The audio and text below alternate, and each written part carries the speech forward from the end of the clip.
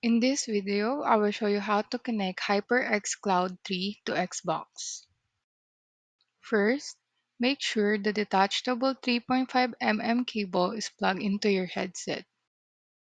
Now plug the other end into the 3.5 mm jack at the bottom of your Xbox controller. Then press the Xbox button, then Settings, then General, then Volume and Audio Output. Then confirm headset is detected and headset audio is enabled.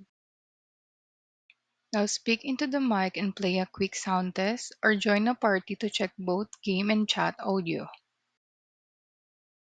If nothing works, try to reset the mic cable. Try the headset on the phone to confirm it's working. Update your controller firmware or swap controller batteries.